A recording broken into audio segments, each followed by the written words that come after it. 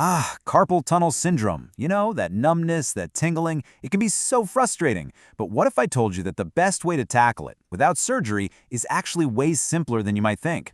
We're about to dig into the non-surgical treatments that are actually proven to work, all based on the latest expert guidelines.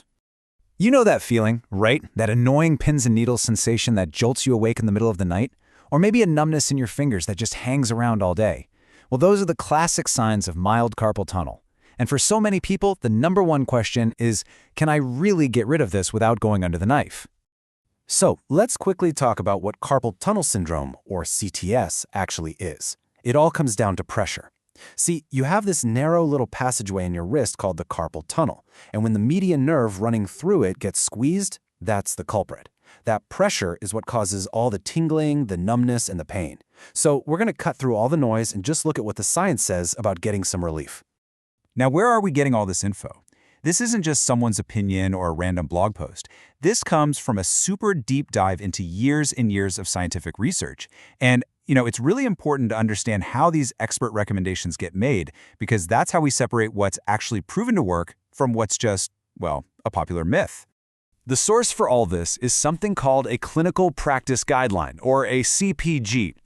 Honestly, you can think of it like a master report card for medical treatments. It's where experts sift through mountains of studies to figure out which treatments are the most effective and, just as importantly, the safest. It's really the gold standard for medical advice. And to keep it simple, these guidelines grade the evidence just like a school report card. An A or B grade means the evidence is really strong. Doctors should or should not do something. A C grade? Well, that means the evidence is a little weaker. It's an option they may try.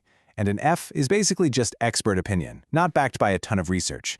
We're going to focus on those top grades.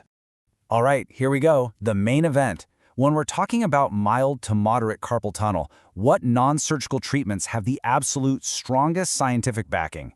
Let's get right into the top-tier, #1 solution. So, what is the single best thing you can do according to all that evidence?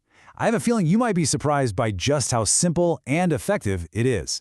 And here it is, the #1 recommendation, with a solid grade B rating from the experts, is a simple wrist splint, sometimes called an orthosis. Now the key here is that it has to keep your wrist in a neutral or pretty much straight position. And the most important part? You have to wear it at night. Why?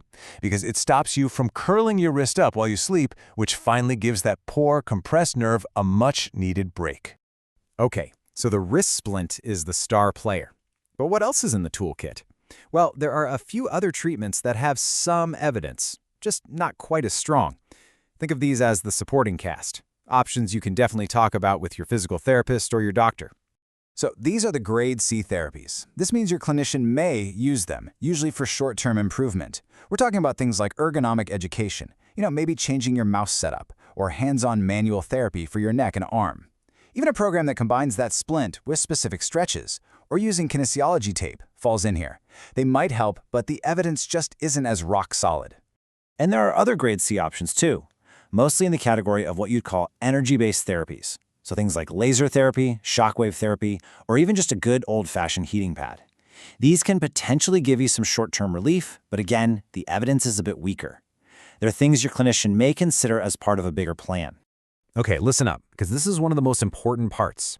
Just as the guidelines tell us what works, they're also super clear about what doesn't. And honestly, knowing what to avoid can save you a ton of time, money, and frustration. So let's bust some myths. Let's make this super simple. In the yes column, we have our clear, evidence-backed winner, the nighttime wrist splint. But on the no side, the guidelines are just as blunt about what to skip.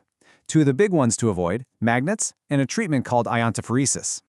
When you see a grade A recommendation, that is the highest level of evidence you can possibly get. And in this case, it's not a suggestion to do something, it's a powerful warning against a specific treatment. So this big warning is against something called iontophoresis. It's a method that uses a small electrical current to try and push anti-inflammatory steroid medicine through your skin. It sounds pretty high-tech, right? But the strongest evidence we have says flat out that clinicians should not use it for carpal tunnel. It just doesn't work.